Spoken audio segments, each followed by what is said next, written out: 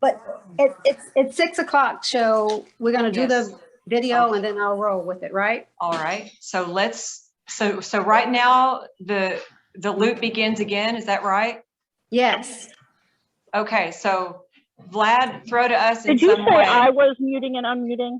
Yeah, it was constantly flipping. Okay, sorry. I got the video. Vlad, somehow give us a high sign when it's time for Alva to begin. She's first. Well, I won't say a high sign. As soon as the loop is over, I will just roll with it. Yep. All right. Okay. Yes. You will say, welcome to tonight's screening of.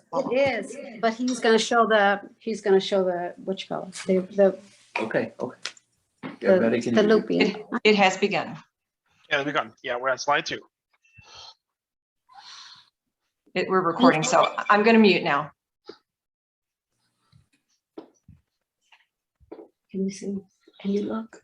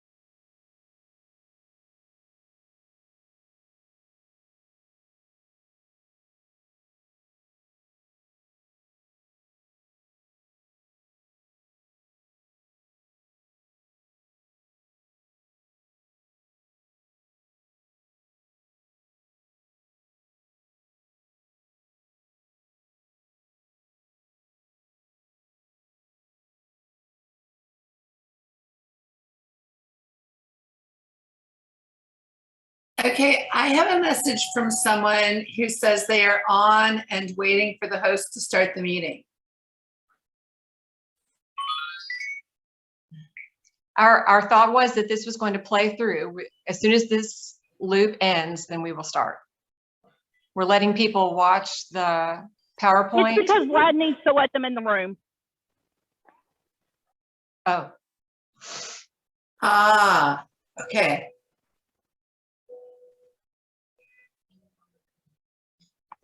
That's impossible because I don't have anybody waiting. they're probably meaning they're waiting for us to start the meeting. They're watching the PowerPoint. If it says the host, they're waiting for the host to start the meeting, then usually that means they're in the waiting room. Tell them to go out and try again. Yeah, because I don't have that feature set up on this Zoom. Everybody automatically comes in. Well, I see Katie got in. So that's good. Maybe they used the wrong link. Thanks, Patty. I appreciate your help. Welcome, Katie. Thank you. We're starting in a minute after this PowerPoint ends.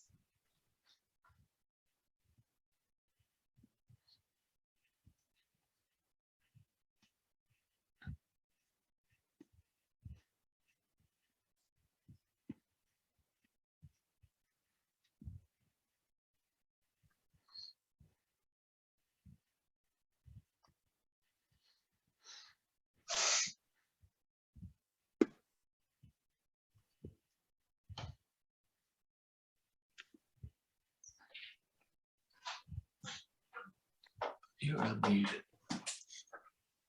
But it's still, you still do. Okay. Was that it? We're ready to roll? Yep. All Yep. right.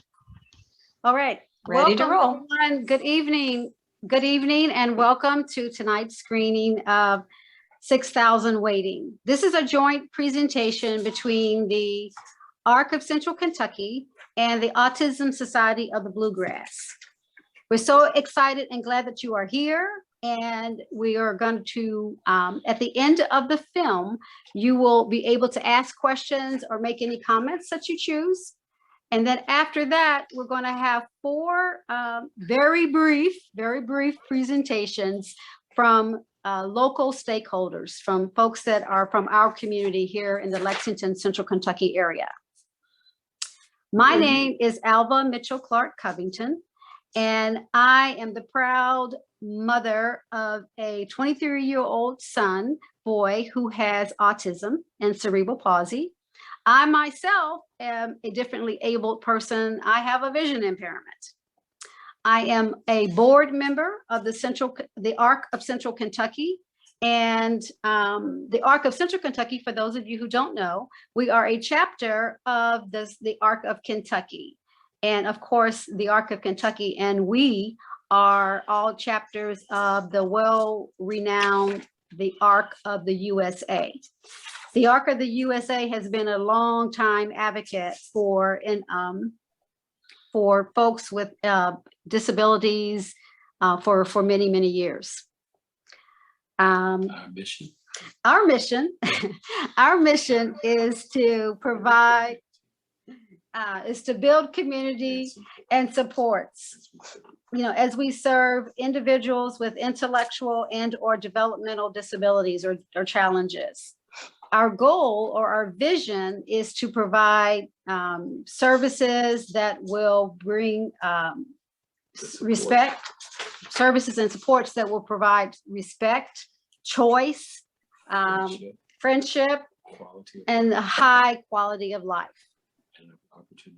So, and the other thing is to have an opportunity to participate and to be engaged and contribute to society. That's the goal of the ARC of Kentucky. One of the ways that the National ARC provides an opportunity throughout the nation to help folks have impact on this journey in our goal is through a link that I would like for Marie Allison to give us a quick brief line of what that is, to tell them how they might be able to do that. Marie, could you do that briefly for me? I sure could. The National ARC is working constantly to end the waiting list for home and community-based services. They're also working for improving the wages of the direct support caregivers. And they have a link that you can go on and you can tell your story. You can record your story, and they are giving a story a day to the federal legislators. When a bill comes up for voting, they are going to flood the legislators with all of the stories. So it's a story a day. So I encourage you to go to this link. It's just called thearc.org/action. And that's in our chat as well, isn't it, Marie? Yes. It will be in our chat. It will be. But, thank you. Well, I was just going to say, you also can get on that link action items, so that I would encourage you to go to that link frequently, because they will tell you what's being voted on and you can know what action you need to take. Perfect. Thank you. That's one of the most amazing things about the ARC of USA is that it's been on the battlefield for a long time and has made legislative changes like the one that we're pursuing tonight for many, many years. So with that all said, like I said, we're with the ARC of Central Kentucky, and I would love to turn it over to my partner, the Autism Society of the Bluegrass. Sarah, you're on. Thank you, Alva. I am Sarah Spraggins, president of the Autism Society of the Bluegrass, a chapter of the Autism Society of America. We serve Central Kentucky. The Autism Society of the Bluegrass is a resource and support group for families and professionals in the Central Kentucky area who are involved with autism. We provide education as well as scholarships for our members to obtain continuing autism-related education. You can find us at asbg.org, where you'll also see links to the other outlets we have, which include a Facebook page, a listserv, which is very active and very large, as well as our YouTube channel, which features all of our meetings and workshops and events like the one we're having tonight, where speakers allow us to record. So that will be available after tonight. That said, now please enjoy this short, powerful film and stay tuned to learn how you can appeal to legislators for help in changing the situation for many thousands of Kentuckians. Vlad? Medicaid can't wait. Many people with disabilities are forced to live in institutions with no control over their lives, segregated from their family, friends, and communities. For over 70 years, the ARC has led the fight to close institutions and for funding to support all people with disabilities to live in their homes, in their community, where they want to be. The good news is there is a way to make this happen. Medicaid, a government program, does cover supports for people with disabilities to live independently in their homes while getting the supports they need. It's called Medicaid Home and Community-Based Services, HCBS. HCBS helps people with disabilities with everyday activities like working, getting around, taking medications, cooking, cleaning, bathing, dressing. So what's the problem? Right now, the Medicaid law says that the government must cover the high costs for a person with a disability to live in an institution. But the government does not have to cover the lower costs for a person with a disability to live at home in their community. It's a biased and outdated system with too much money going to the wrong place. Because of this, almost 850,000 people with disabilities across the country are on waiting lists to get HCBS services, sometimes for up to a decade, so they can get the support they need at home, not in an institution. Let's fix this together. The ARC needs your help to say, Medicaid can't wait. Everyone deserves to live the life they choose. Join us at thearc.org/Medicaid can't wait.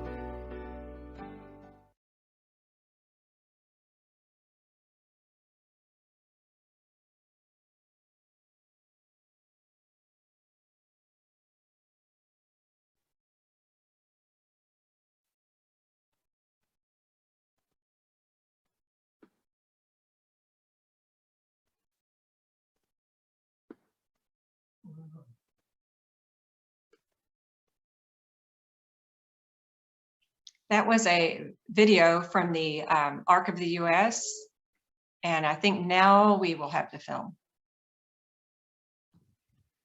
called Yes. 6,000 Waiting. Yep, we will and start in 1 minute. All right, thanks, Vlad.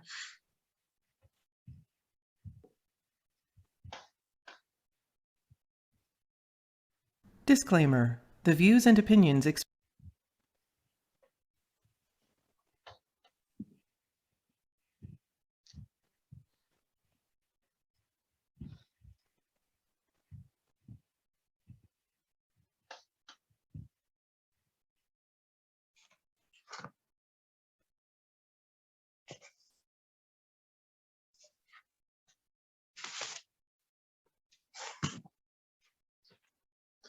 Thank you, Vlad.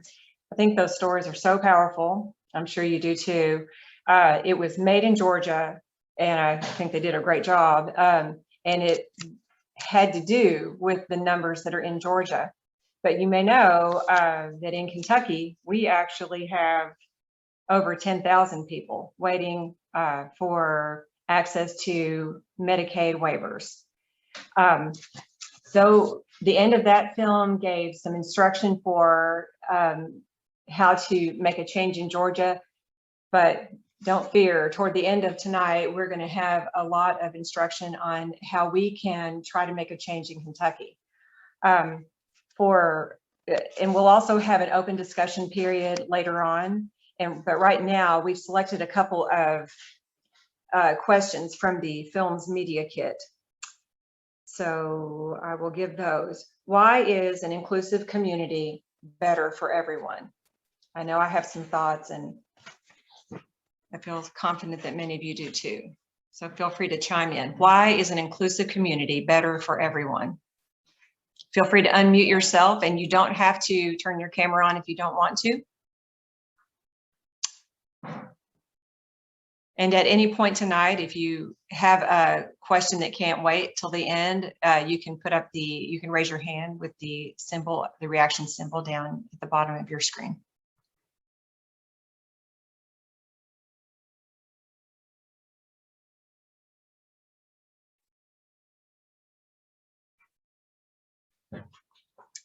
I will say, I'll start off, I'll give one reason that I think that inclusive communities are better for everyone. Just from the selfish perspective of any citizen, it will be cheaper in the long run. If people are not forced into expensive nursing home situations, if they can select people to care for them at home, many of whom will be family members who are already taking care of them in many ways, that will save the system a lot of money. And if anybody else has any thoughts on that, feel free to join in. I'll talk. I think that one of the most important things about inclusive community is that it teaches us acceptance, and that affects the way that we feel about ourselves. And none of us is perfect, and we're all striving to be better than we are. And when we feel that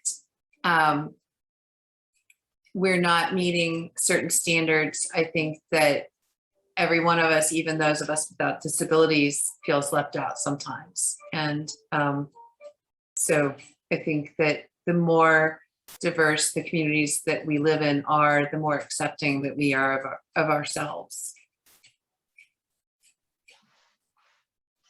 Anyone else want to comment on that? Hi, I raised my hand. I'll jump in. My name's Donna Joe. Hi, everyone. Welcome. I'm a Kentuckian coming to you from California, but Kentucky's never far from my home. But I want to begin, what a powerful film. I just want to congratulate everyone there at the Society for getting this organized, number one. Number two, I think this is such an important question, and here's why. Because when communities are inclusive, it connects us and reconnects us to our humanity. And it helps us to see not only ourselves as part of the larger fabric of our communities, but it helps us to see every individual in a community. And I feel like that the film so powerfully illustrated that when the mother was speaking about Noah, I think her name was Naomi, and she said that he was not a file number. He was not a Medicaid application number. He was a person. He is a person, right? And so for me, that question is so beautifully posed, because how can any of us reach our full potential and be fully in our humanity, fully in our hearts, if we're leaving parts of our community, parts of our society by the wayside? If we're not, ministering and caring to the whole, how do we even accept being whatever our part is? So that's my response to the question. And what an educational short film that was. So powerful. And to think that Kentucky has 10,000 people waiting.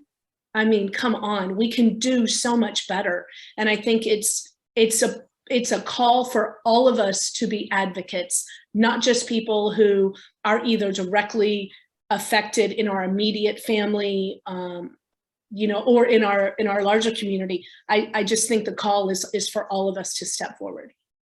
Very true. So agree. As to that topic, while we were planning this, one of our project members pointed out that if we live long enough, all of us are going to have some disability. So it behooves us to get these things figured out for others. You know, again, that's just a selfish point of view that anybody can come away with, and it's going to matter for everyone. Does anyone else have anything to add to that? I'll move on to the next question. From your personal observations, or from something you saw in the film, what are communities doing to support people with developmental disabilities and realize their human potential? And what can we learn from those experiences? So what do you see out there happening within our communities to support people with developmental disabilities? I would be honored to start that. Good, Vlad, thanks. Person coming from a person who is in a wheelchair and has been in a wheelchair since since I was born. I have been very blessed to be in a state in Kentucky that I have seen many people help me out and help other people, handicapped individuals, including where we are in now, the Arc of Central Kentucky, Autism Society of Bluegrass, and so many other organizations that helps people with. I think we can definitely do more, and that's why I'm glad I'm part of a team that gives us the ability to do more. But I think the resources that we have now are amazing, and including Red Cross Wheels.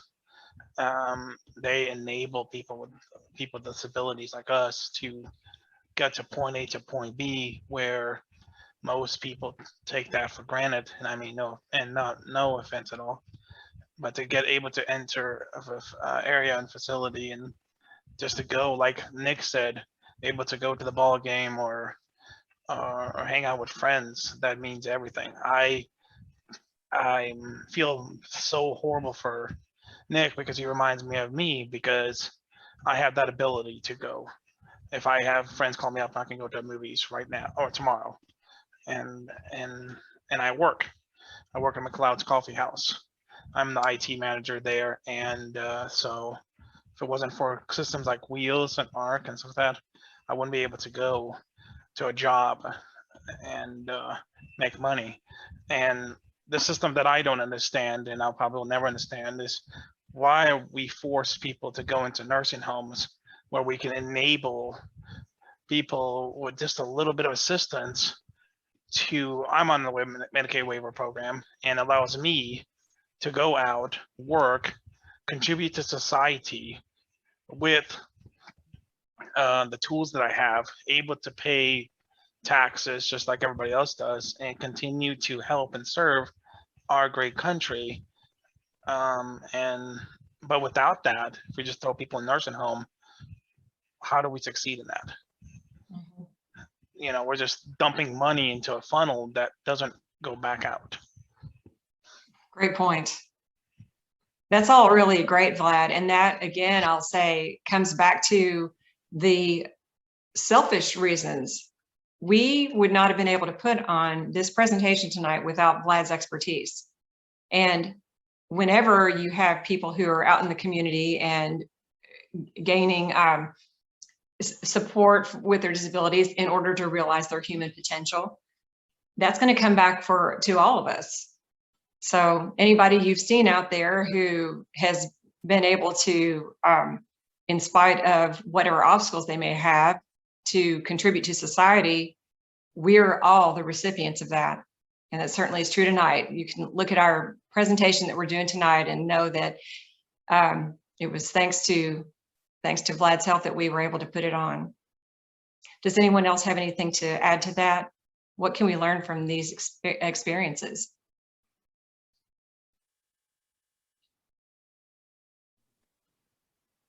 Sarah, this is Yes. Mel. Hi, Mel.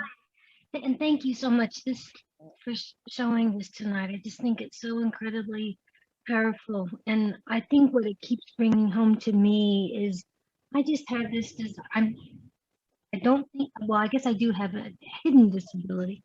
But my Jay has needs and has been provided resources through the waiver. And what has been so powerful is that what comes down as a result of him being able to access those supports has enabled him to have a good life, you know, a life that like you and I want to live, and just helping him to get connected with people and other folks in the community, to have friends, to have a place to go to work, to have people that care about him, that he doesn't spend all day, you know, with mom, you know, but he has friends in the community that he hangs out with. And so I think this movie reinforces to me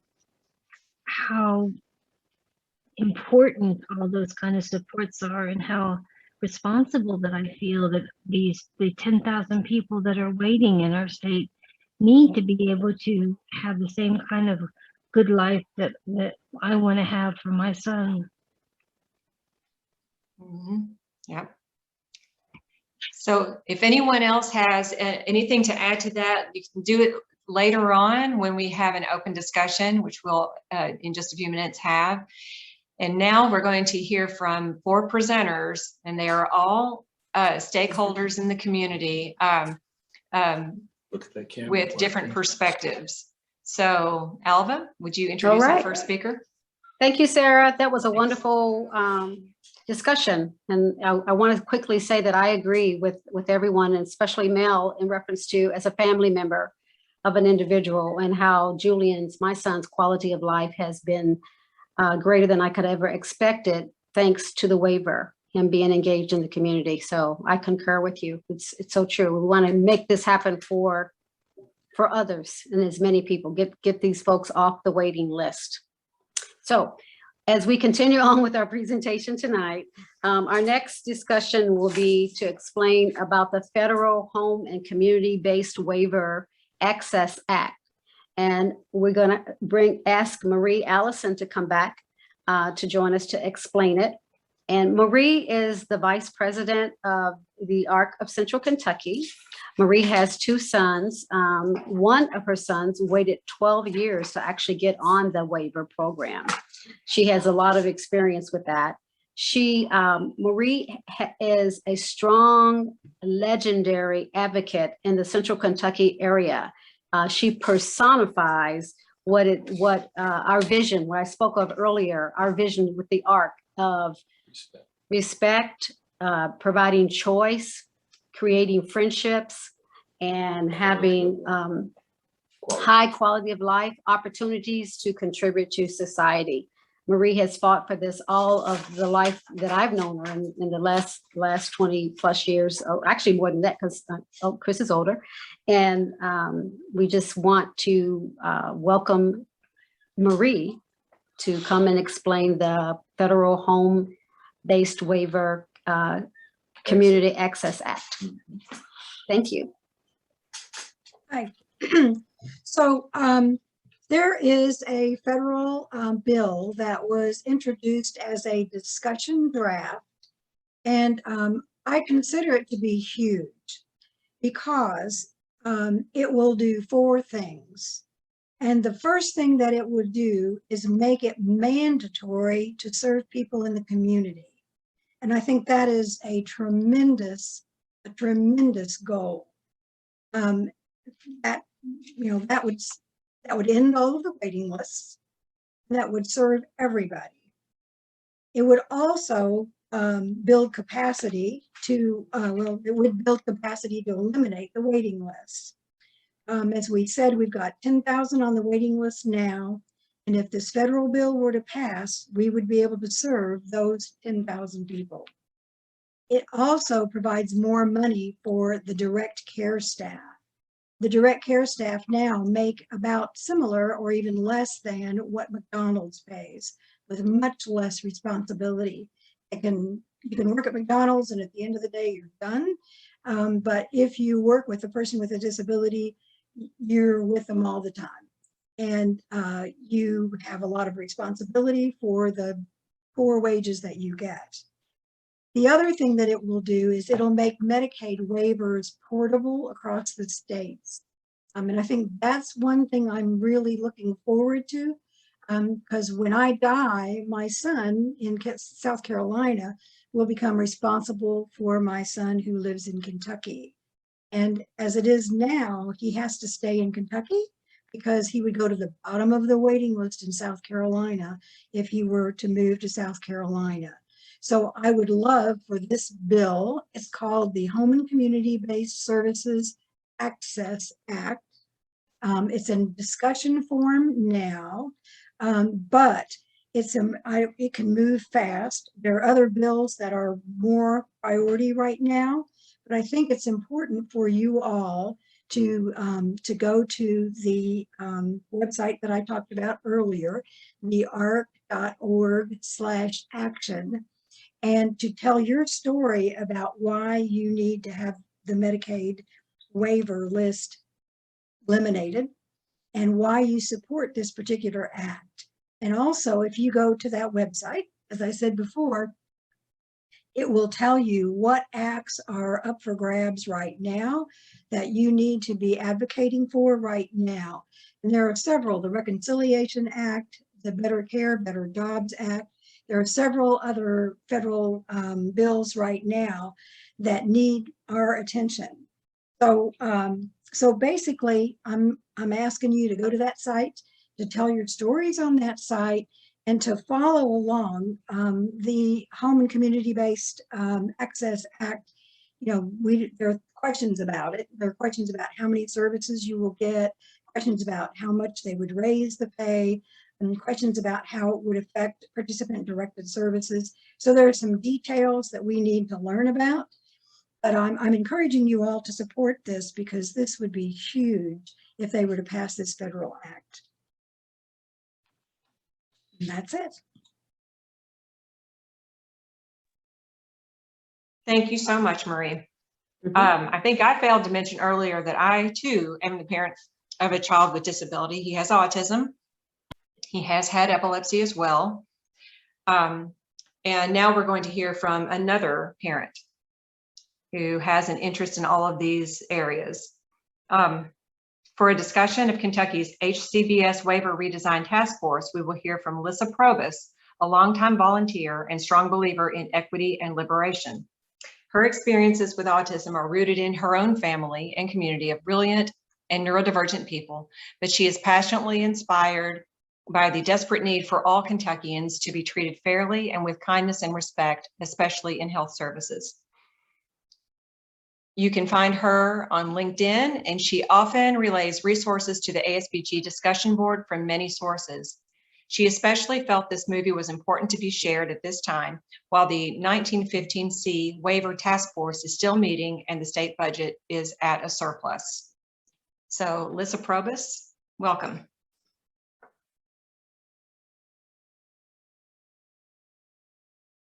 Oh, hi, Sarah. Thank you so much for that kind and beautiful introduction. I have a PowerPoint, and I think that Vlad is going to run it for me. And it's kind of data heavy, but we've posted the slides also on the Autism Society website. And I think that this is important information and timely. So Kentucky is working right now to understand our waiver structure. And we didn't really give an overview of the waivers in Kentucky, but we have 6+1 I don't understand very well. And they are the original waiver supports for community living, the HCB2 waiver, the Michelle P waiver, which was created to address the wait list for the original supports for community living waiver, something called the Model 2 waiver, which is for people on respirators, and an ABI waiver. And there's a new waiver called Kentucky Transitions, which I believe is directly targeted at helping people move out of nursing homes into communities, which is important. A number of stakeholders several years ago created a committee of created an effort to redesign Kentucky's waivers. And some of our policies are pretty old and some of our structures aren't really working for the whole community. And an effort to understand waiver services in Kentucky is important. That waiver redesign process was ended and in 2020 during the pandemic, and that committee has reformed, and they are meeting monthly. They have had 4 meetings. Their next meeting is coming up. This special committee is made up of members of the House and Senate, and they are the ones who have to make a vote to fund or change the rules surrounding waiver services. Most aspects of the waiver programs are written into the Kentucky administrative regulations. So we can't just have an emergency act to change regulations. We actually have to have the General Assembly vote on a bill. The biggest barrier to access for waitlisted populations is funding, but the allocation of funding for waiver slots is an important distinction. Emergency funding of waiver slots right now, while the state has a surplus in its budget under the current waiver structure, is a valid request. And it is if the General Assembly is called back in for a special session, we want them to know that they can do that. Go to my next slide. You guys, I haven't given a PowerPoint presentation in 12 years, so bear with me. This slide talks about the creation of the committee, and the goal for this task force is not actually to end the wait lists, but I do believe that they're trying. The original task force seemed more oriented towards redesign and an effort to limit services and limit expenditures in the waivers. And that was at a time when Kentucky was running at a deficit. We're not right now.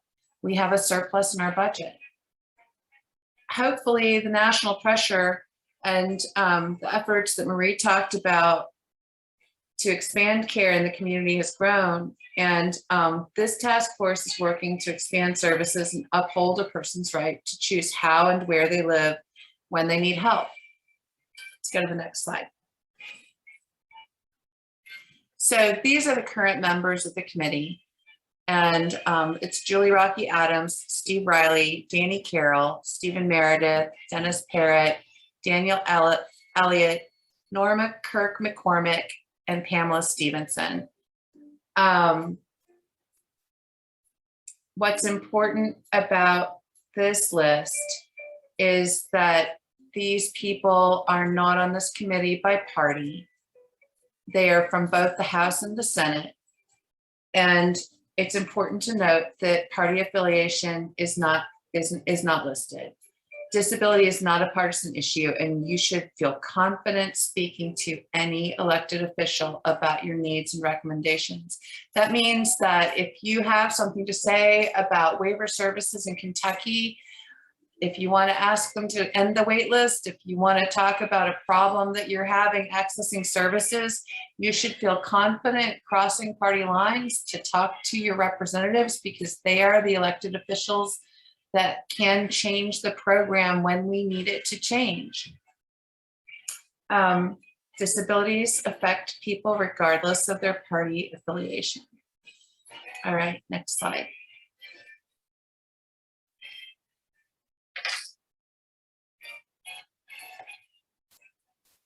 The task force has heard from many presenters in its 4 previous meetings, and I've watched some but not all of them.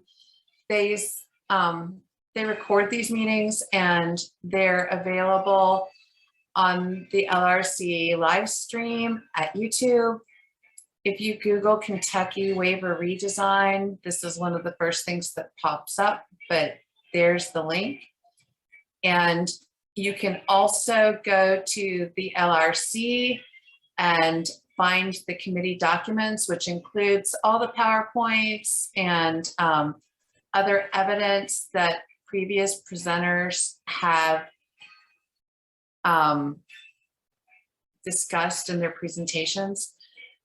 This is pretty much the most current information about the waivers. Some of this information isn't easy to find. And I think if you want to learn more and understand the issues surrounding waiver funding, waiver access, and some of the efforts towards improvement, they're definitely worth your free time.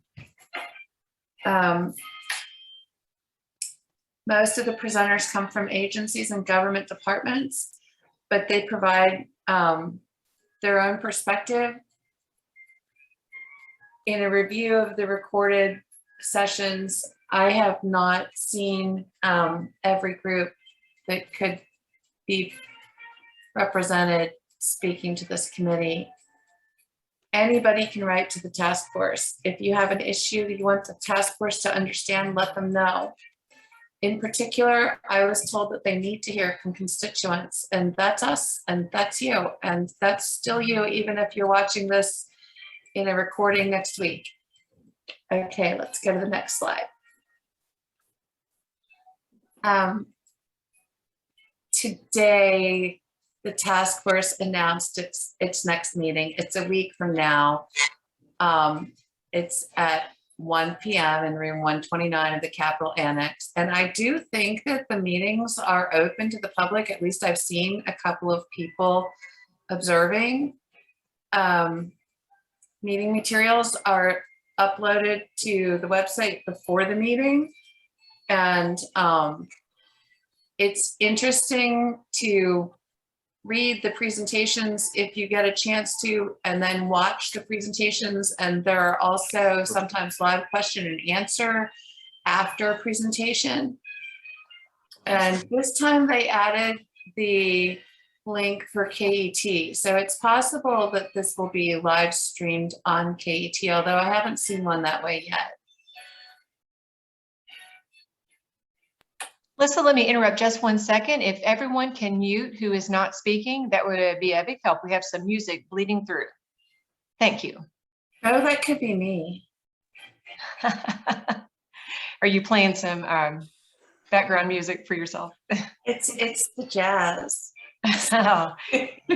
You can't really hear it as music. It's just some squeaking coming through. Hold on.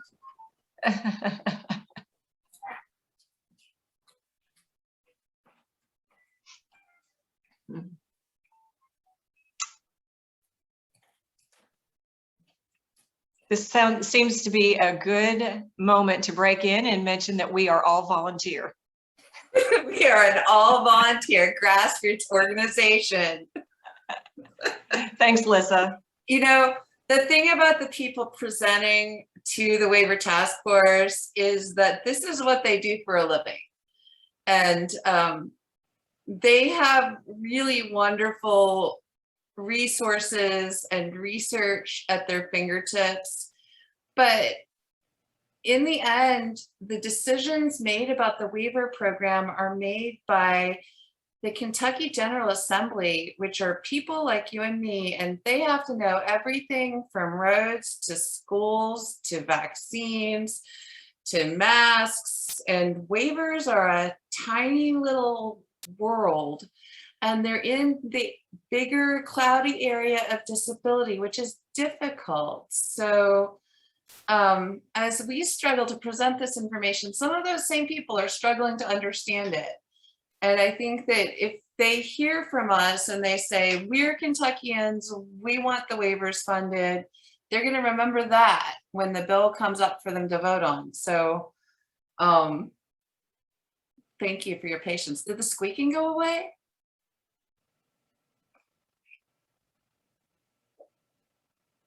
We don't know. Okay. It went away. Yes, it did. It It did. I It gave went you a away. thumbs up. It went Okay, away. good. So let's go to the next slide. So these are the presentations currently scheduled for next Monday. And this is the second to the last meeting of this task force, as I understand it. So far, I'm not sure anyone from the autism community has presented, and I'm only aware of one family caregiver. Although the heroic efforts of PDS, which stands for Person Directed Services, where a person can choose their own caregiving staff, have been mentioned as the most consistent and continuous throughout the pandemic. There's been a lot of talk about the loss of direct service providers, and just like, you know, we have workforce issues across our economy. This is low paying and difficult work, and it's been dangerous during the pandemic. And so far, people who do this work have not gotten raises. And that's one of the things that has to be voted on in order to change the rate of pay for waiver services. What's really interesting about this agenda is that this is the first time I've seen a presentation about the human rights of individuals with intellectual and developmental disabilities.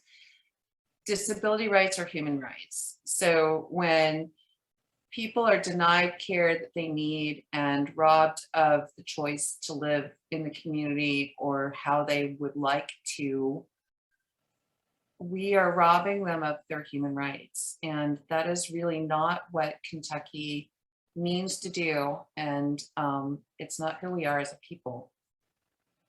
So even as we talk about individuals with developmental and intellectual disabilities, Kentucky waiver programs also support people with brain injuries or who are on a ventilator or become disabled in other ways, such as due to age or severe illness or another injury leading to a long-term disability.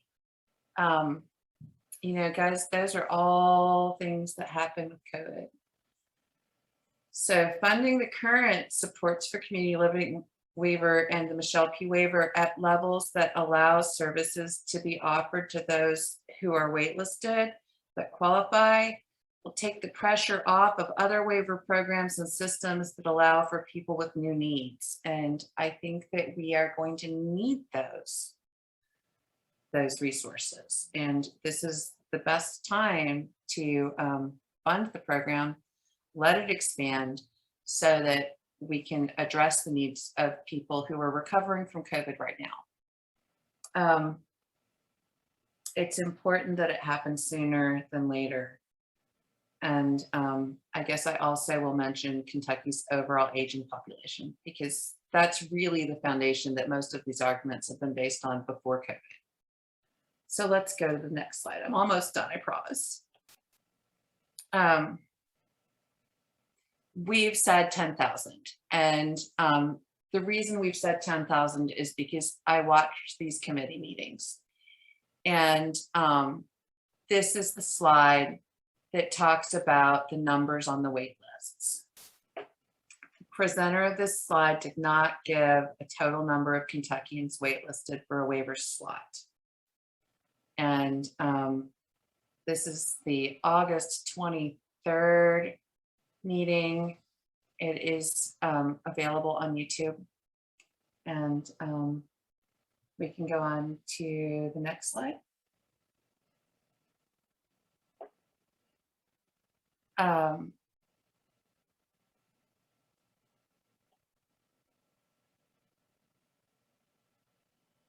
on to the next slide. Let's do the math.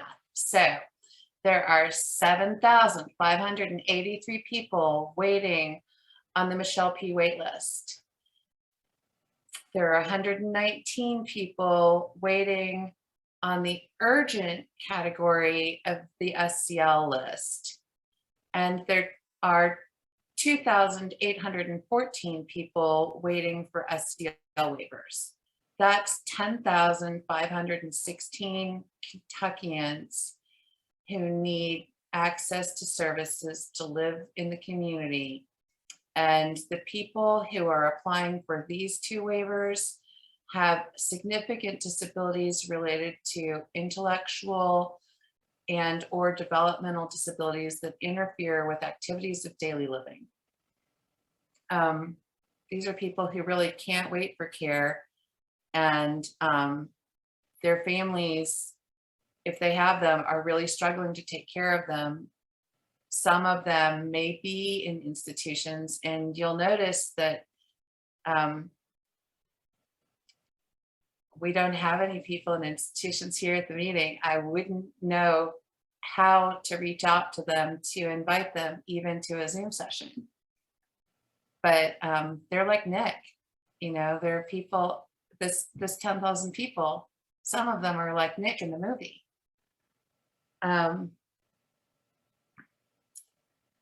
So the number was not actually spoken out loud in the presentation. And I think that's because nobody wants to admit that more people in Kentucky are waitlisted for waiver services than have died of the coronavirus. And as of yesterday, that number was 9,053.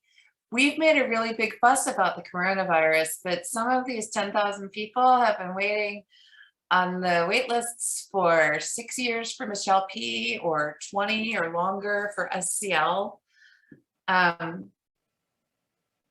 It's too long, guys, it's too long. The committee can only make recommendations, and every vote in the Kentucky House and Senate is needed to fund the waivers. And those representatives and senators need to know that the people want these programs and want our state dollars to be used to care for Kentuckians more than other projects. To make a stand, a politician needs to know that the people support their actions. That means that we need to understand what the waiver programs do. We need to tell our friends, and we all need to tell the politicians that we need to fund the waivers. All right, almost the last slide.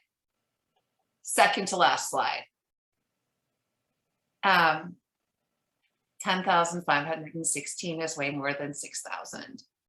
In September of 2020, Pam Smith came to the Autism Society of the Bluegrass. She gave a great presentation. It was her birthday, and she talked about the different types of waiver in Kentucky, the wait lists, and the need for improvement, especially rate improvements. She's asked every year for money to fund the waiver slots. She needs our help. And yeah, we offered to sing happy birthday. I don't think there's an agenda to deny services to people in Kentucky, but there is a residual dread of spending. And that's because for many years, Kentucky's budget has been in the red.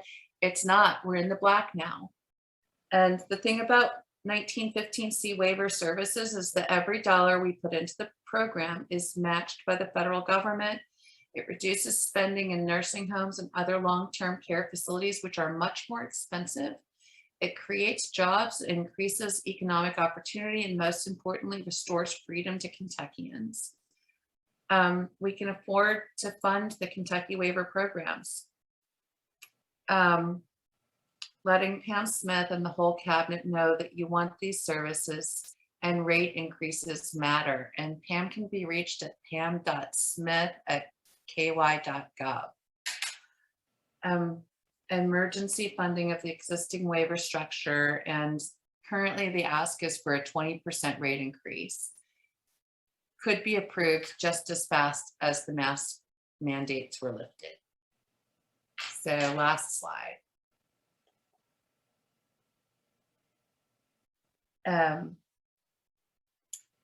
You can speak to the issues. So our ask tonight is to reach out to the LRC, send a letter to the individual committee members or to the whole committee.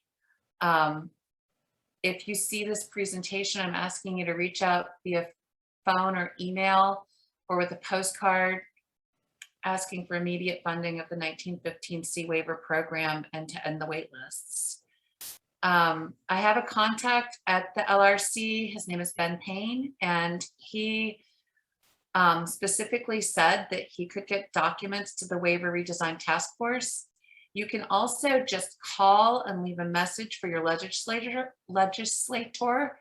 at the LRC message line, which is 1-800-372-7181. And you can ask that your message go to all members of the House and Senate if they call a special session. We want them to walk in prepared to support this. And that's my very last slide. Excellent, Lissa. Thank you so much. Very good information. We have gotten a lot of good info tonight in reference to how we can make a difference. Lissa, that was excellent, outlining the different areas and the different ways in which we can make a difference. What our next person, Ms. Shauna Cornett, is going to join us to explain how we can take the information that we got from both Lissa and Marie and create a letter that will communicate with our legislators to have impact on how we can end this waiting list. And Shauna Cornett is 35 years old. She has spina bifida. She's also a member of the ARC of Central Kentucky, as well as a founding member and core member of the new self-advocacy group that was recently formed under the ARC of Central Kentucky. Shauna is also a member of the Spina Bifida Association of Kentucky. Shauna is going to come to us and explain to us how she's going to tell us her compelling story for starters, her compelling story. And then she's going to give us an idea of how we can send letters to legislators to stop and end this waiting list. So Shauna, you're up. Thank you. Hello, everyone. My name is Shauna Cornett. Tonight, I'm going to tell you a little bit about my story. In 2016, I had recently lost my mother. Can she I was interrupt not you for just a second? Sorry, Shauna. Yeah. Vlad, can you pull up her PowerPoint for her?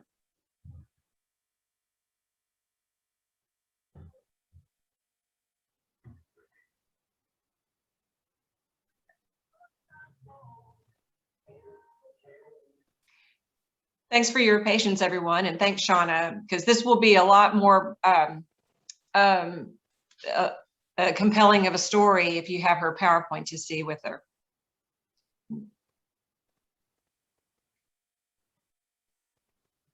I'll wait until Vlad gets it up.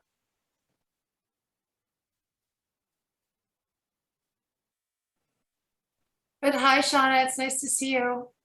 Hi, nice to see you too. Everyone, Shauna has been part of the group putting this tonight's series of presentations together, this whole evening together. And so, but she hasn't been on camera with us during our playing session. So I'm glad to see you too, Shauna. Good to see you too, Sarah.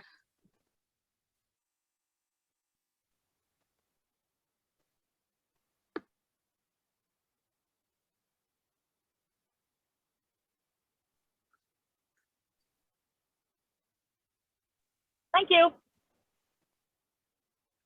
Okay, can everybody see me? I can't even see myself right now.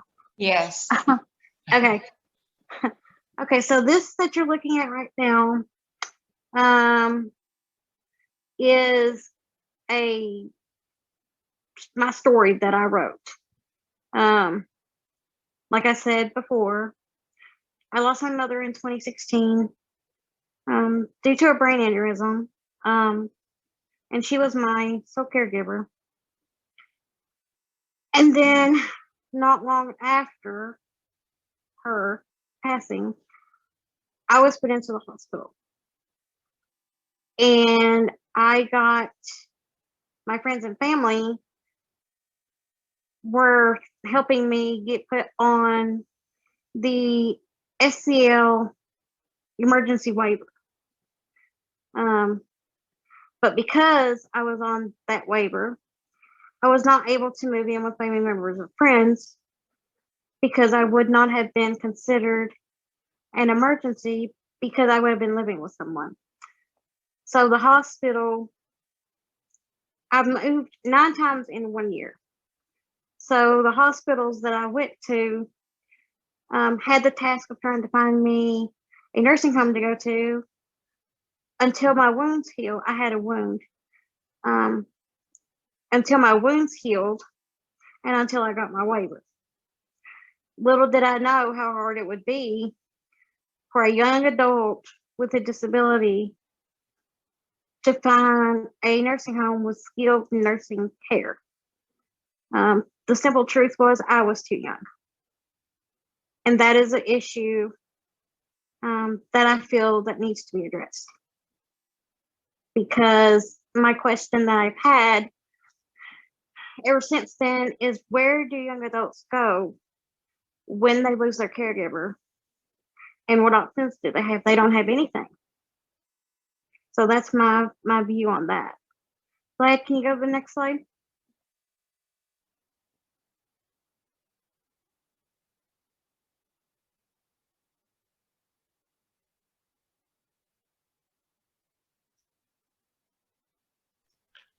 That's the only slide. Is there another? Is there That's another power presentation? I'm not. I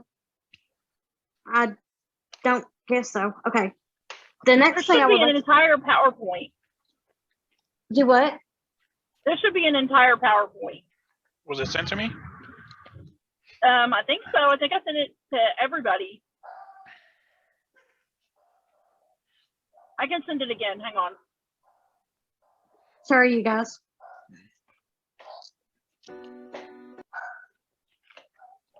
I apologize because I didn't catch that.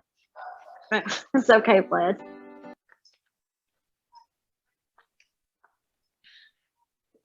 You're good, Shauna. I will say that one of the things that I learned in the presentations from the task force is that they have cleared the emergency SCL waitlist. And I think that it sat between 100 and 200 people for all of the years that I've been aware of such a thing. So that's kind of nice. And I will say this. I just sent it. I had went to a conference a few years ago, and there was a bunch of legislators and everything there. And I asked them, you know, where do young adults go when they lose their caregiver, and what options do they have? And a lady stood up and said, unfortunately, the streets. And that's not cool. That's not right.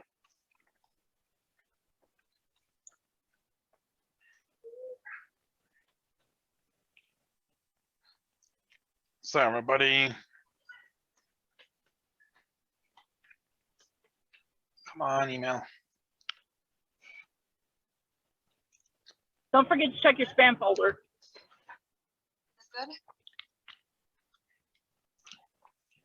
Yep, checking.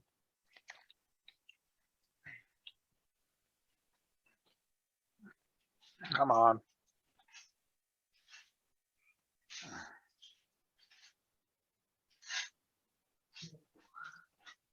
Do.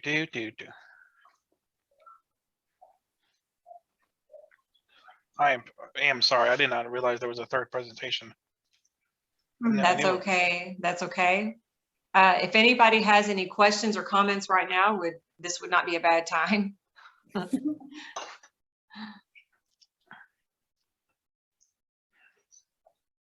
Do we know where young people go when they lose their caregivers?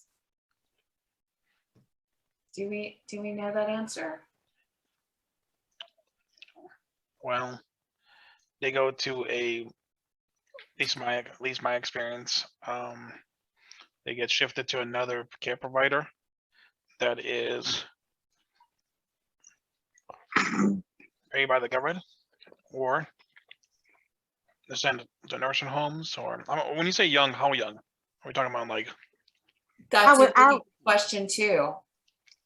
When when that was going on with me, I was 30 at the time. Oh, I have another fact to share with you all. In February of this year, there was a study done on the number of people on the waiting list for home and community-based waiver in every state and how much money each state would get if they actually served those people. So in February of this year, there were 9,194 on the waiting list. And if we were to serve those people, the federal government would spend $89,318,459 that would come to the state. And so that money would go toward services for people with disabilities. So they could hire more people, it would create more jobs, and it would serve the individuals. So that's another thing to let your legislators know, that by expanding the home and community-based waiver, we're actually bringing more money into the state. So that's a match with state money, but it's a lot of money that would be coming to the state. There was a question in the chat about having this presentation, because it's being recorded, sent by email. The answer to that question is it will be posted to YouTube after the meeting, and that link can be shared via the listserv and any other emails. We can send that out, yes. The only thing is the short documentary that was in the that was toward the beginning of this presentation will not be included because of copyright, but the rest will be included. Joe, do you happen to know, or Alyssa, how people could find the video presentation again if they missed it and would like to show they'll be able to find it on YouTube once I'm done putting it up.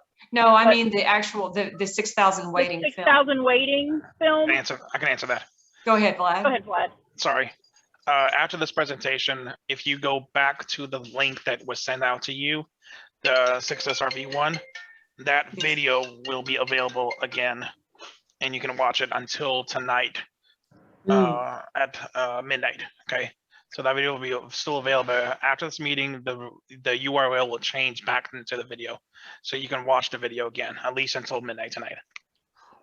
Now, is there a place, Vlad, that they could go after that we got it? Remember when we did the Morehouses thing? When is there other? What's that? Where's that location? That will be on 6000waiting.com. You go to that. But note to self: you will pay $5 to them to watch it. It is free if you watch it right after the meeting.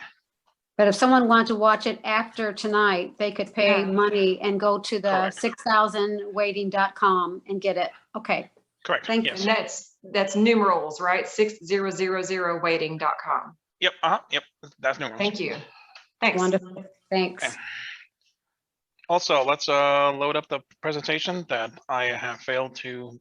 Thank you, Vlad. Thanks, Vlad. I will get fired right after this. So.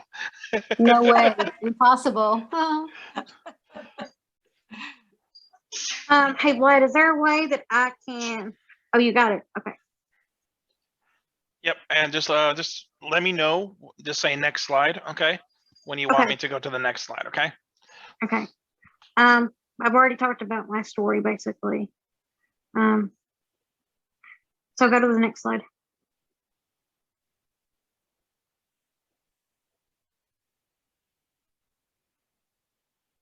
There again is my story, and also on the bottom of that article is the website to get a copy of that magazine. It did not get published until 2019. I believe the link to that is //10srv as in Victor.com/Shawna, SHAWNA, and I will type that into the chat Everyone agrees that I gave it correctly. And from what I can see of it, yeah. Yeah, it was from Lexington Family Magazine. So Yes. yeah, Yes. but I'll put the link up. Okay, so Vlad, go to the next slide.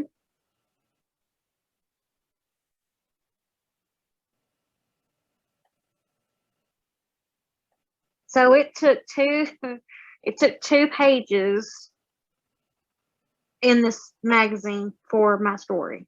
So next slide.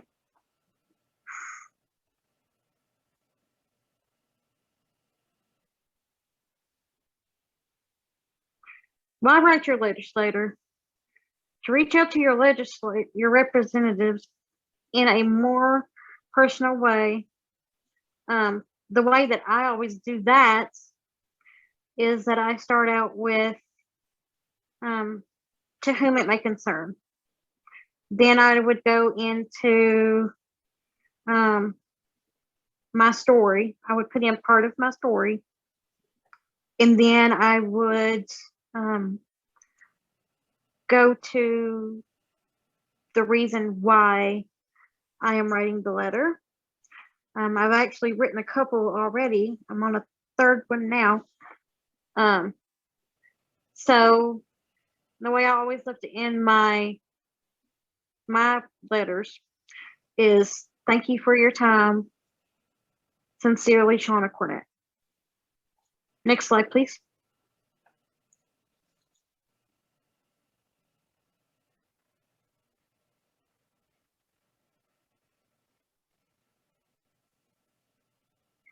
Okay, this is how to write a letter. I skipped the other part. The last slide, I'm sorry, I misread that last one.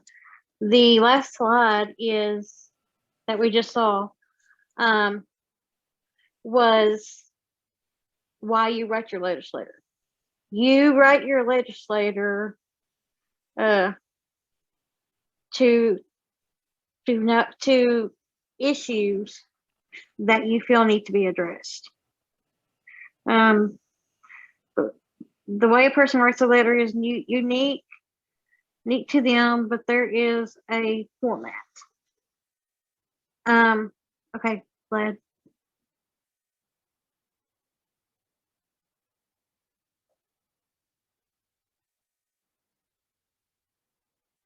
Okay, how to write a letter.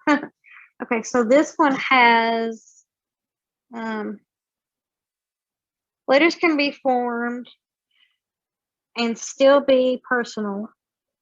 Be sure to include whom the letter is to or the words to whom you may concern. Beginning with an introduction as to who you are and why you are writing. Include your unique story, why this issue is important to you. State facts if you have them available. Close with a thank you, such as thank you for your time.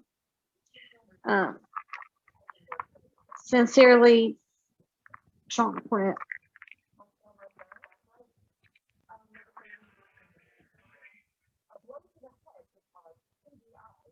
Next slide. I think.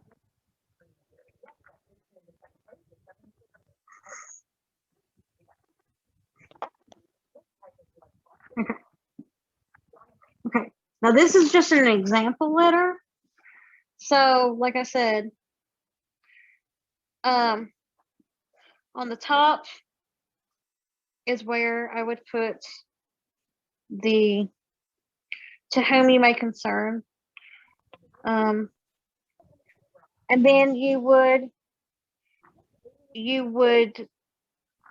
put in your name, and then tell a little bit about you. And then after that, go into the reason why you're writing the letter.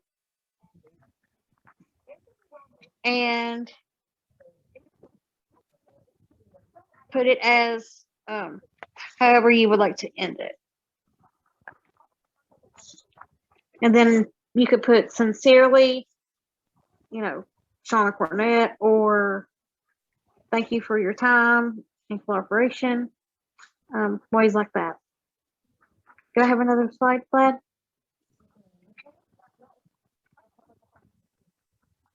Oh. Content of the letter. The date followed by the legislative representative name and address link to find them are on the sample letter. A subject line, friendly opening. Dear legislator, I hope this letter finds you well. My name is Shauna Cornett, and I am a constituent in your area, well as a active partner, educator, concerned citizen. Sorry, I'm having to move my I wanted to let you know we have a crisis growing in Kentucky around support and services for people with disabilities, according to the website policy, genuine right. Now, Kentucky ranks at number 41 in the, I'm sorry, my eyes are, in the country when it comes to supporting people with disabilities. We have over 10,000 people waiting on supports and services, and research has proven that a community getting in the best options for the people with disabilities. Vlad, can you go next? Is that it?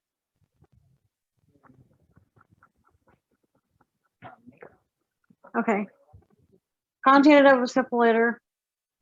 Continued. Tell your story. Tell your personal why this issue is important to you, and how it affects your family members and your community. I have friends / family on the list.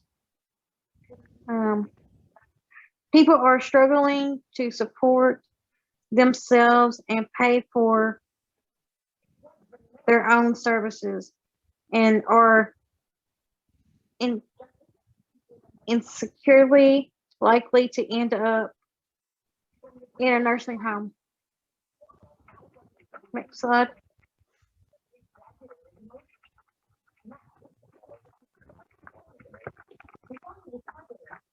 Okay. Content of the simple letter. Make sure your letter has a strong ending, including a thank you and or contact information. Legislator, I am asking you to call on the legislative to unlock the waiting list and allow all people with disabilities to live independently in their own communities. Thank you for taking the time to read my letter. Be sure to include your name and the best way to contact you. Again, you could say sincerely Shauna Cornett, or thank you for your time. I personally use thank you. I personally use thank you for your time.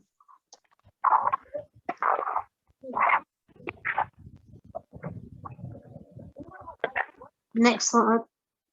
Hang on, I think somebody put something in the chat.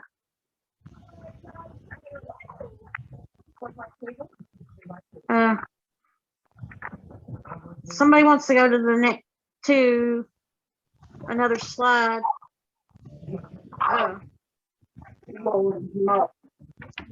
Hey, Vlad, can you go back a couple of slides? There's someone who is trying to take a screenshot.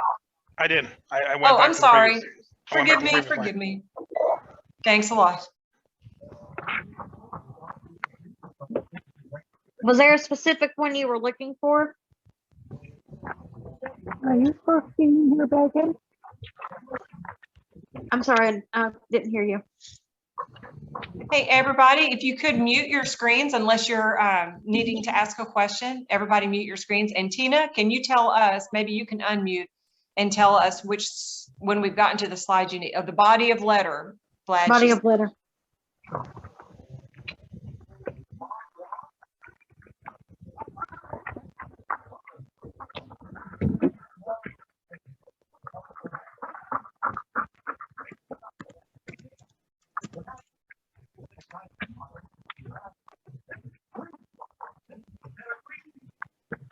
What slide is that? The body, of the letter. So probably the one that was within those curtains that just closed, looks like to me.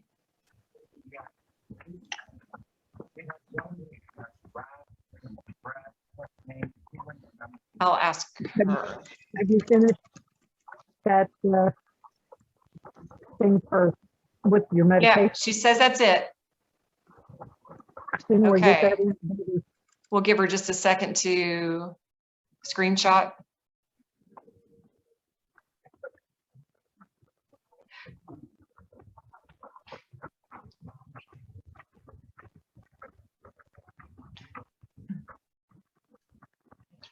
Tina, just let us know when you have what you need. But this is very good. We're glad to do this because that's a big part of why we're here tonight. She said thanks. Okay, Vlad. Thank you.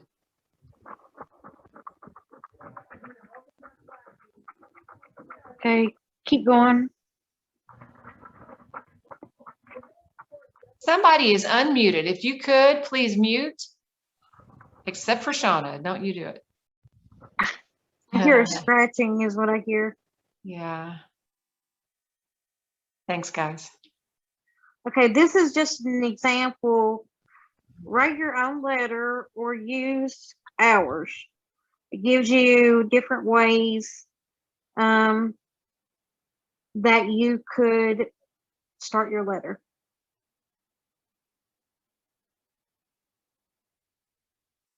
I'll give you all a second if you all want to take that down. And I will be showing you how to do that after Sean is finished. Okay, you go ahead, Vlad.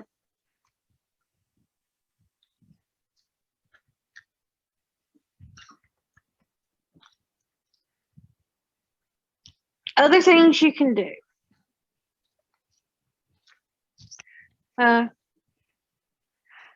Contact your legislator or your representative via phone.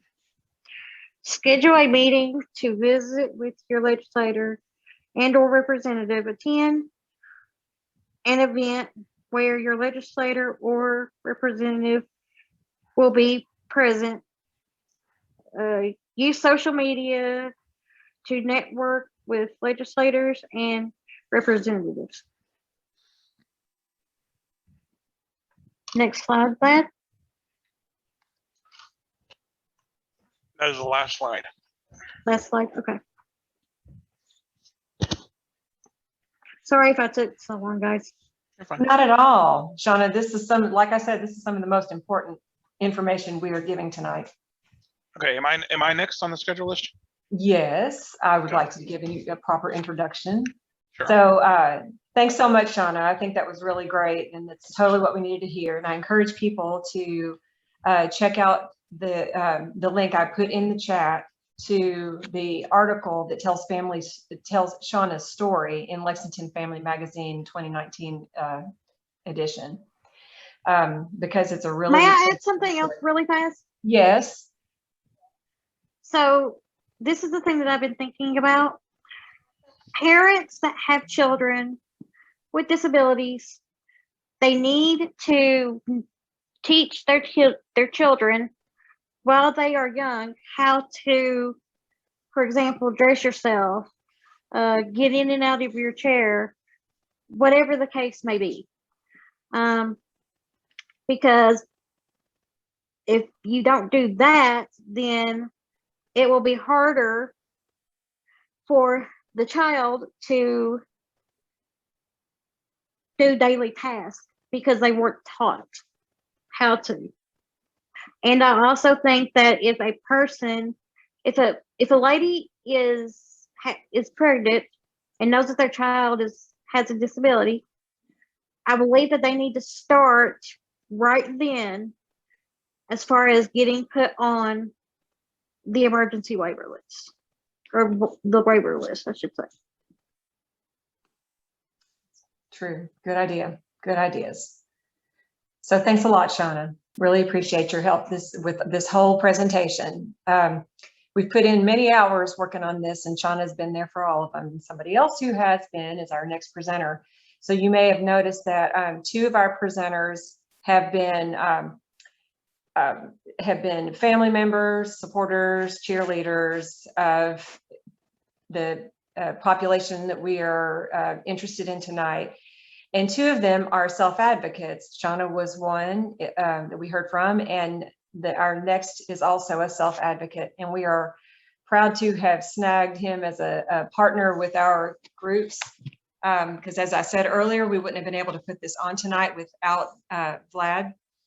And we're going to have, there'll be some information at the end letting you know if you could use his technical expertise, how you can get a hold of him. This is part of what he does for a living. And we are just so proud to have gotten to have him help us out with this tonight, and with a lot of other things of our efforts at ASBG and ARC of Central Kentucky. So we will now learn how to use a tool created by Vladimir Stafford to make writing our representatives easy. Vlad is the founder and CEO of IONerd.com, an innovative IT and web solutions company. He was born in Russia with a birth condition called, and Vlad, I would like for you to please pronounce that word for me. Arthrogryposis. All right, arthrogryposis. He was adopted at the age of 7 and has been in the USA ever since. Vladimir loves using his tech skills to help empower nonprofit organizations and other people who request his help. He is the tech manager for the ARC of Central Kentucky, Autism Society of the Bluegrass, and Access Ministries Kentucky. So Vlad, thank you so much for everything you've done for us and do on an ongoing basis, and for being willing to share your expertise on how to get this, for us to get in touch with our legislators. Absolutely no problem. I love to help, and this is I enjoy doing computer stuff. I've been doing it since I was 10 years old. I pretty much was born with a keyboard and mouse, probably. So I love what I do. And I'm also part of the last one that Sarah said, Access Ministries Kentucky. That's AKA McLeod's Coffee House. If you have gone to McLeod's Coffee House, it's on Southland Drive. It's an amazing organization. You should go to it. So let me share something that I created. Now the link that, if someone can put that 6,000 10 SRV, I think 6,000 letter, I think what it is. Let me find it. Hang on. Well, I bet Joe does. Joe, if you're near and able, can you put that link to the SRV link to 6,000 waiting? Let's see. Show me. I apologize. My computer is going slow, and it's a brand new computer. Don't know why. Oh no, because you're trying to use it live in front of people. Probably, yeah. That's most likely what. I woke up this morning to no internet. Oh, that was perfect for today. Yeah. Okay, so that is. Still don't have it either. I got it. That's the link to that. If and I will share that, and I will tell you what that link does right now. I'm going to share my screen. Okay, so when you go to that link, it will redirect you to a website that is my Hub Central system that I create. So that's not important. So this is basically what Shauna told you, except simplified into a form. Now, this is a very basic form that allows you to basically take what that information is. So the last file that you got, or that link, and it'll be in the bottom of this if you want to download it manually. So if you download this PDF, you can get the legislators' email contact from there, and then you can manually download it and send it to them if you want to do something custom. If you wanted a straightforward sent to them, then you can go to this link, and basically what you do is you hit dear whoever the legislator is. Okay, so whoever that person is. And I hope this letter finds you well. My name is blank, and I'm a constituent in your area, as well as a parent, whatever you are, okay? I want to let you know we have a crisis ongoing in Kentucky, ground support, blah, blah, blah, blah, blah. We are over 10,000 people. And then right here, it says, the reason why I think this is important to me is, this is where you put that long, how this affects you and why you should get a change. And you can put anything you want in there. And I have friends and family on the list where people are struggling to support themselves, blah, blah, blah, to end up in the nursing home. And then right here, you would put the legislator name, again, whoever you're sending this to. And then after that, sincerely, first and last name of yours, and hit the submit button. Now, what this will do is the minute that you hit submit, I have it technically turned off right now because I wanted to show you guys, okay?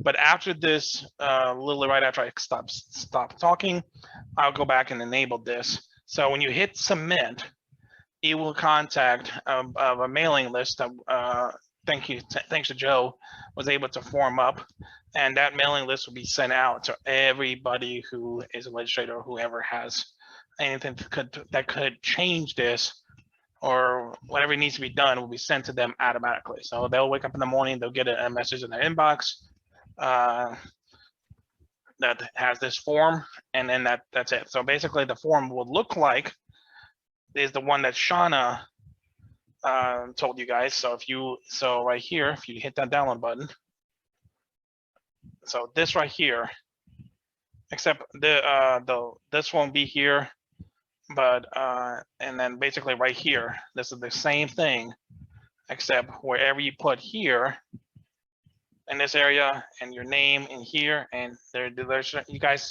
can kind of see what I'm talking about by putting each section.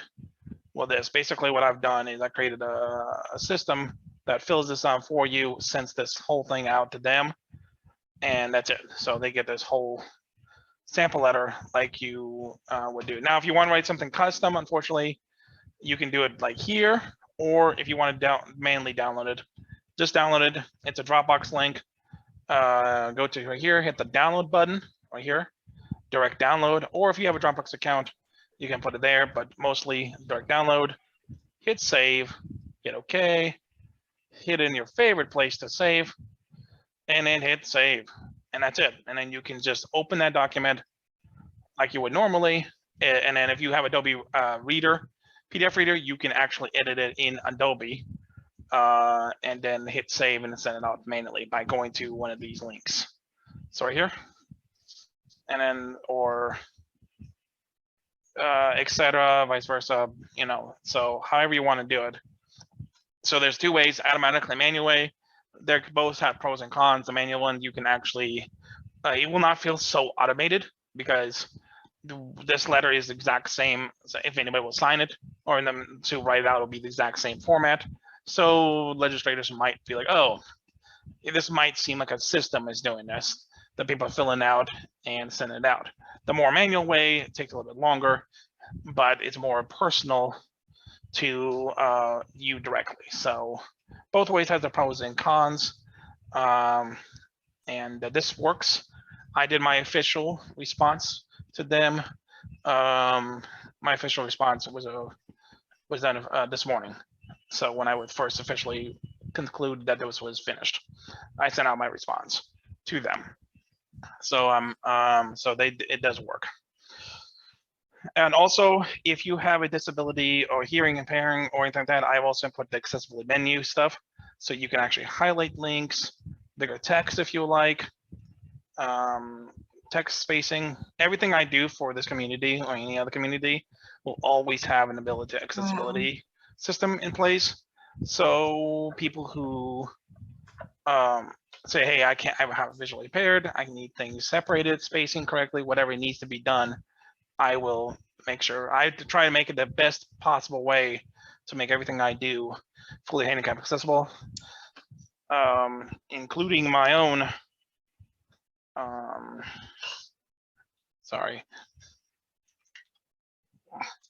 my own website. 2 second spiel. 2 second spiel about my company. Do it. I own a company called IO-Nerd. Yes, that is not. But by the way, that is not me in the picture. So I look much handsome than that guy. Okay, way much handsome. So I created the logo myself, and so I offer 2 things: web design, managed hosting, and IT services. That's not on the website because I do that more privately. I've been doing computer technology work since 2006. I've owned a bunch of and controlled multiple businesses. All have went deceased or gone to or been sold. My newest venture is IO-Nerd, and it's the company that I'm going to be keeping for the rest of my life, or until I retire, or until I become a millionaire. You are. And then, so yeah, that is about me. If you want to contact me, you can go to the ionerd.com, hit the contact button, and right here's my phone number. Or you can email me, Vlad, my name VLAD @ionerd.com. And I will be more than happy to assist. Again, I don't do this for praise. I don't do this for money. I don't do this for any other reason except that when I pass away someday, I want to know that, hey, that bill got passed. There's no more waiting list. There is, and I want to be part of that. I want to be part of that, to be known that I was not the only guy who did. I wasn't the guy who did it, but I was part of a great, amazing team that did it. Yes. Oh, that is awesome, Vlad. And that's why I do this. That's why I created this, and that's why I hopefully continue more of this. And by the way, the system that I created with the form system, now that I figured out how to do it, and probably broke the website 14 times, now that I finally know how to do this correctly, I can transform this into other systems and other methods. So when we have a new bill that needs to be passed or whatever other problem we have, I can whoop this up and we'll be ready to go.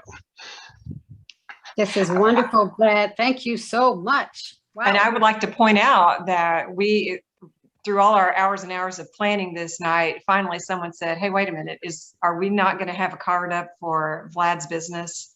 And so we made him add that to the end of his presentation. It's important. That's right. It's important.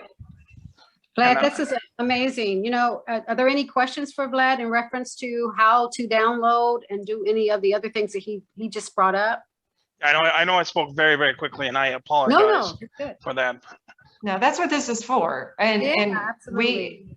we have until, in fact, this is well timed that Vlad's template with his letter came when it did, because we're now in a question period, and we have about 20, just to let you know, everyone know, we are going till 8:30, and that's when we'll close. But until then, we have time for questions and answers. And then after that, if anybody wants to sign off, that will be all of our prepared presentations. But we will stay on afterward in case anybody else needs to chat. We'll stop recording and then chat more. Right, the So- recording, the official recording will end right after the 8:30, and then if there's and that will be more. And after the recording stop, we can have more free talk and more that doesn't. Because I can understand recordings can sometimes scare people, and so yeah. All right. So are there any questions for Vlad at this point? I have one. Sure. So Vlad, you said that it while you were showing it to us on screen that it wasn't available for us to fill out, but that now it is, and you would like for everyone to go there now and do it while we're here so that everyone's doing it when it's top of mind? Yep, exactly. I just literally hit the link right after I end the screen share. I was doing a multitask. So yes, Wow. the link is enabled, ready to go. You can fill it out. Take your time, please, and make sure that you are wanting to say what it is, the link. Where do we go? So just go the letter, take some time, grab some popcorn, maybe a soda, sit down, type it out, and then send it, hit send, and that's it. Your The letter is on last- the way. Yeah, that's phenomenal. That's why we're here, so that we can get the letters out here and now. Yeah, the last entry in the chat is the link, so everybody can go there now and look at it. If you're looking in the chat. nsrv.com/6000 letter. If I'm everybody going takes a minute and does it right now, then we would at least have however many people who are on tonight to 15 have people. sent it out. That would be wonderful. 15 people. If everybody did it, If everybody did it, 15 people. yeah. That would be absolutely wonderful. So that's what we're all doing right now. And where did you say Joe's list of legislators is? So it's in the system. In Oh no, it's the download. If you go to that link and go in the bottom, then you Yes. can get that PDF file, and then those links are on top of awesome. that PDF. If you want to do it manually, those are the ways. Yeah. Okay. All right, I'm looking at that now. Yeah. Oh, well, okay. There's a Dropbox sample letter. And the list of Kentucky legislators is here. It's on one of those links. It's on those links. Oh, I'm sorry. It sure is. Yeah. Yep. I'm playing the part of someone who's not very bright so that I can help everyone else. That's okay. Okay, that's awesome. Really. Did it come up? Mm-mm. Do you want to go back to it and see? I'm looking. Oh, wow. What are you trying So, to- So first the first link is to the White House and just gives you their page that you can autofill. But I think that you could probably cut and paste from Vlad's letter to it. I betcha. And put it. Okay, Vlad, Yes, sir. I'm trying to do this, so I'm on another computer and I'm trying to type in this information. Okay. I'm not clicking on a link. Okay. So you just go to the number 10, SRV. So what you're saying is, let me do it while you tell us. The thing I'm concerned about is, you're going to play this video and you're talking about this stuff being in chat. How will people see these links? Because they're not going to be chatting. But 10, right? Yep. SRV dot com. Yep, COM. Okay, and then I've got a slash, and then I'm going to get 6,000. Yep.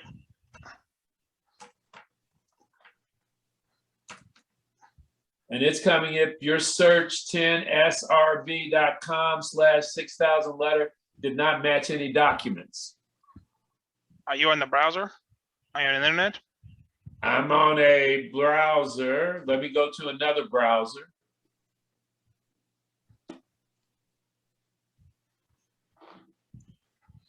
So does he need Okay. to use https://? No, it should work. Did you do it, Lisa? Did it work for you? It's 10srv .com/6000 LETTER.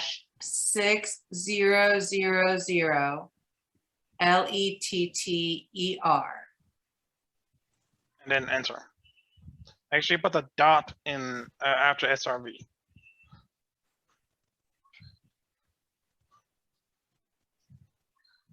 I see it now. I was using that Apple browser, which isn't any good, but I went to Google and it's better. Okay, awesome. So Vlad, I downloaded it and I started to type in, and I'm typing more letters than what the space allows. What can I do about that? You're typing more than the allows? Yeah. So I said, my name is Marie Allison, and then it says I'm a constituent, and I said a parent of a son with, and then the disabilities disappeared. Yeah, that's probably because it's only designed for like a few words and stuff. You can probably put more information in the big box that is in there. The reason why. Great, Marie, I put parent advocate there. That fits in there. Just, okay, all right, okay. Yeah, you just have to do something short. I apologize. I wasn't. Okay, all right. Like I said, that's why there's an automatic way and there's a manual way. If that allows to both automatically and manually to do it.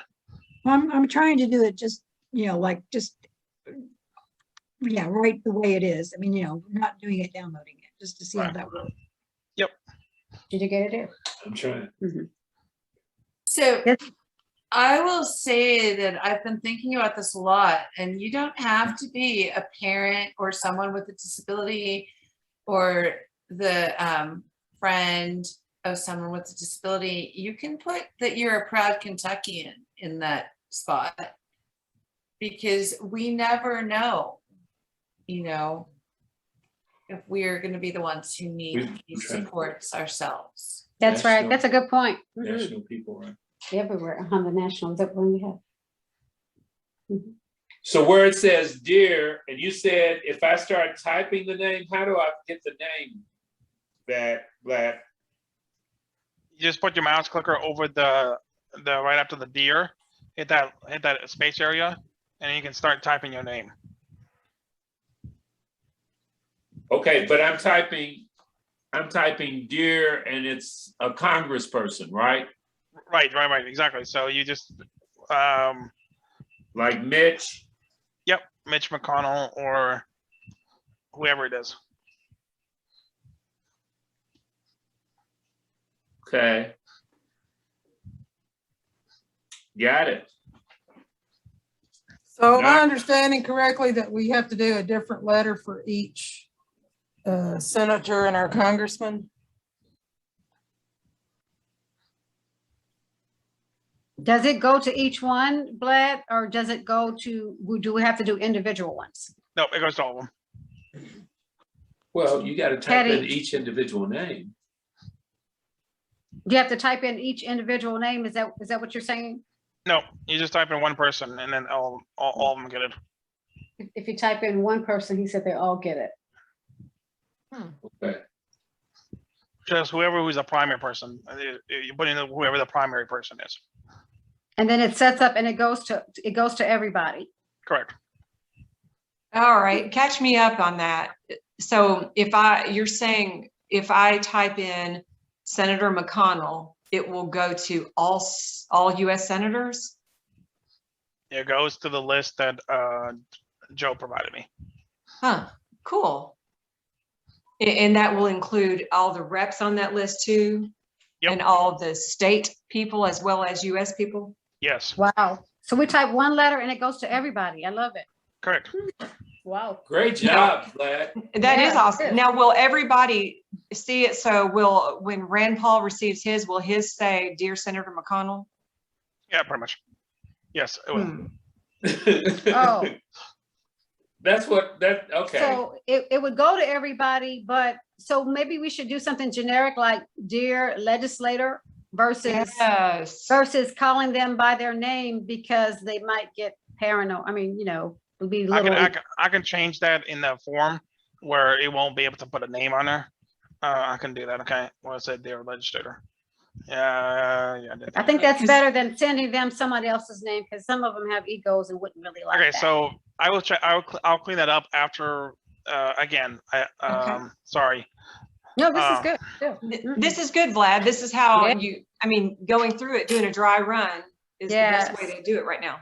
And So- this is more than we've ever done. So this is excellent. And So- Vlad, you probably need to take the comma where it says dear legislator, you have dear comma and then the name. So when you do it again, you need to eliminate the comma after dear. And just leave the blank, and then you put the comma after whoever you're saying dear to. I will do that. Thank you. Vlad, I think of this. No problem. Vlad, I'm sorry. Tina wants to know where is the list? The what? I saw it in Tina. I saw a comment she made in the chat. She wants to know where is the list. The list is going to be on that link on the 6,000 letter. It's all the way in the bottom. It says to do it manually. Click this button, and it'll redirect her to a Dropbox link. And the links are in that PDF file to all the people on the list. So we can't look at that list while we're editing this letter, which is okay with me. No, because it's Yeah. built into the system. Mm. It's integrated into the system. It is literally, but the contact information is on that form, on that We PDF could- version. So we could actually send a custom letter to a legislator and go and use the list. Correct. That's in that PDF. Yes. Okay. So Okay, and again, Vlad, the only thing I'm concerned about is this recording, you need to have some type of way that address shows up, because unless I'm wrong, they're not gonna see the chat function. They do. They will. When it's in I think, wait, will they? I mean, I do our stuff for church and we don't see the chat. That's a separate file. It's not exposed. So you would have to impose the address on this video. You follow me? So somebody Yes, could sir. see the recording. So somebody could see the recording of this. Right. Well, Okay. it'll be uploaded to YouTube. So I think what we'll do is I'll get Joe to put a link in the description of the YouTube video. There you go. That's what I'm trying to say. Yeah. Okay. And you're not going to do it on your Facebook page, on our Facebook pages either? I can do it on the Facebook page. Yeah, Joe will take care of all that.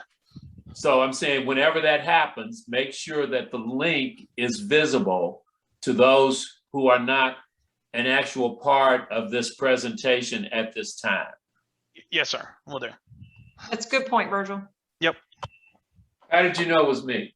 I can tell. Wow, this is great. Yeah, We're it's getting close. letters out. Yay. Okay, I'm trying to We got 7 minutes. delete sample letter, and I can't delete that. It says home and community-based access sample letter. I can't delete that sample letter. Oh yeah, that's fine. That will not show to them. It doesn't show. It doesn't show it to them. Doesn't, okay. No, that's just for us. That's for us to. So that won't be sent to them. Close it. Dear, Close you got 6 minutes. it. Close. Okay.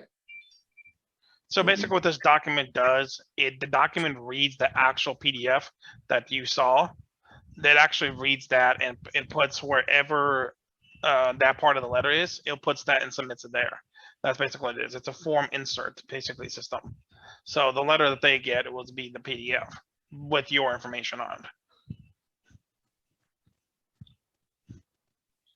And while we have a moment, I am going to read again the toll-free number for the Kentucky Legislature.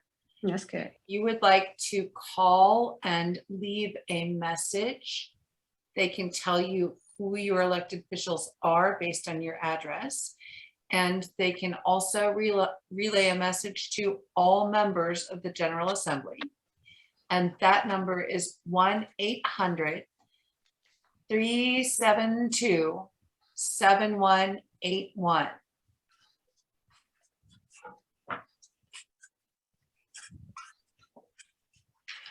That's really good. Melissa, are there any other numbers that we might want to put on the video like that? That's for Kentucky. Is there something like that for, well, I guess it doesn't matter. That would be sufficient. Well, for the US Senate, let's see what I've got. But that, would that be, yeah, I guess, yeah, if we had a number that we could reach out.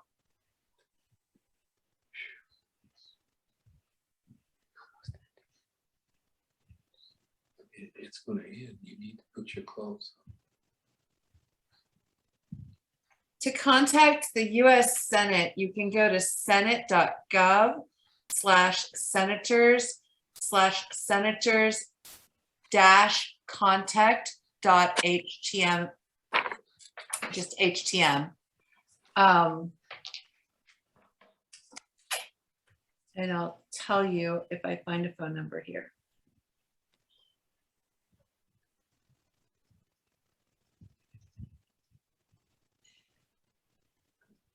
The U.S. Capitol switchboard operator can also connect you directly with the Senate office. That number is 202-224-3121. Great. And this is never bad information. You know, write it down, stick it on a card, stick it in your purse, stick it in your wallet, because the time may come again.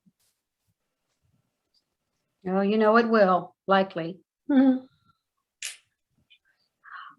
So are there any additional things? We've got about, it looks like we've got about 3 minutes before 8:30, and we want to honor everyone's time.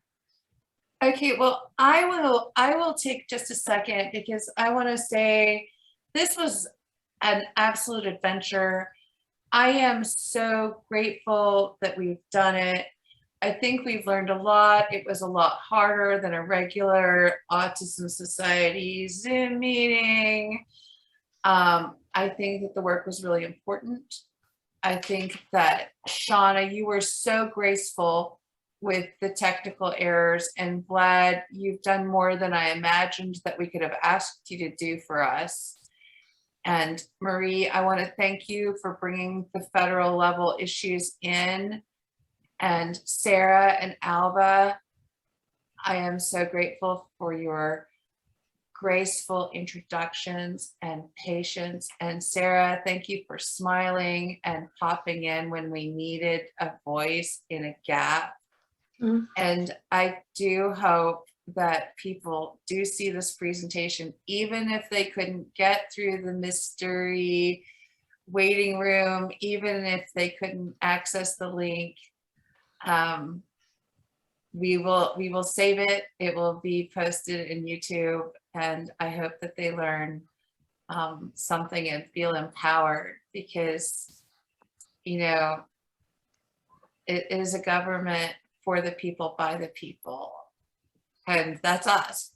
So Okay, well, yeah, I want to thank you, Lissa, for Yeah. being the big idea person behind this, because you lit a Right. fire under us. And really, it wouldn't have happened if you hadn't gotten us all together and pushed us to meet and meet and meet. Yes. Can I also start, because I think we were going to close out with thank yous, Lissa. So you stole most of I'm so sorry. Sarah and I had already planned this. So the ending was to obviously do our thank yous. One of which that you did not mention, you say for us, is the Georgia Council for Developmental Disabilities, who created the film. So we wanted to thank them, just in case there was anyone listening and could pass that on. And clearly, all of our presenters, like you said, we'll start off with you, Lissa, and Marie, who, by the way, guys, are co-chairs for the Policy and Legislative Advocacy Committee for the ARC of Central Kentucky. That's Lissa started our initial committee the Policy and Legislative Committee. And Lissa and Marie are co-chairs on it. And Lissa is the one who came up with the idea, as Sarah said, and has pushed us. She wouldn't let us ignore it. So this is all because of your idea and your dream, and we want to thank you for that. Making us do what we needed to do. Making us do what we needed to do. So on behalf of the ARC of Central Kentucky, I want to thank you for being such a good committee co-chairs and making this happen today. Obviously, Shauna and Vlad, your information, is really the gold nugget. That's what we need. As I said, our action item, we had talked about that before, that, what do we want to happen? And we want people to communicate and with our legislators. We want them to go on record saying we need to end the waiting list and not just be talking amongst ourselves. So we've taken a giant step tonight, in my opinion, in making that happen. You made it easier for us. You helped us to ask questions. And all these meetings that we've had every night that I, was getting, it was lots of hours to make this happen for all of us. Nobody ever got tired and got too terribly upset with each other. So I appreciate everyone's patience and kindness towards each other, because we were all working towards the same cause there. And certainly, lastly, I wanted to thank Shauna. I don't know if I mentioned that, but Joe, thank you. I mean, everybody just jumped in, and whatever was needed, you just went for it. And one of the things that we didn't mention, and I don't know of anybody on here who wouldn't understand that, is we're all volunteers. So some of the ARC chapters and locations are paid entities, and I'm sure the same thing is probably true for the Autism Society, national ones as well. Whereas, we're doing all this because the love of the community and trying to build community and trying to lift everybody up as we continue on this journey. And lastly, I just wanted to say what a joy, and we are super pleased and excited about future partnerships with the Autism Society of the Bluegrass. So thank you, Sarah. I think that, we all have the same goal, and it's a better quality of life for this community. And we talked about how much better it would be to do it with others versus by ourselves. And I think this is an indication and a real start to future things that we can do together to make a difference in the lives of everybody, families and individuals, everybody. So with that said, we would love it if any of you who are not part of either organizations, please come join us, just come join us and participate. I can't see who's on, but I just want to extend that offer to join us on our journey. And with that said, Sarah, take it away. Close us out. Well, Shauna has her hand up. Okay. Oh, sorry. I'm sorry. I just wanted to add one thing. The one thing that I would like for parents who have children with disabilities, I learned that no one is promised tomorrow. So I learned that from my mom after she passed. No one is promised tomorrow. Please, please, please prepare your children who have disabilities for if something were to happen to them, to the parents. That's right, Shauna. I'm sure everybody, every parent in this group is kept up at night on occasion with that very thought. So it hurts to remind us. And your story is certainly gonna cost me some more sleep. So as a parent, just to know, I mean, we all know it could happen. You're right. We're not promised tomorrow, and gonna happen. But Shauna, thank you so much for everything you did tonight. Alva, thank you. And yes, I agree with Alva. Join either group, both groups. We feel that we are part of each other's groups. We do so much. There's so many things that we have done with ARC of Central Kentucky and with ARC of Kentucky, and they with us. We share memberships, basically. So if you would join either of our groups, Earlier, I had put all of our links, and I think Alva put theirs, or somebody put them in for ARC of Central Kentucky. We also, as I said, have a listserv, which is it's an opportunity for ongoing conversation about autism. That's our focus.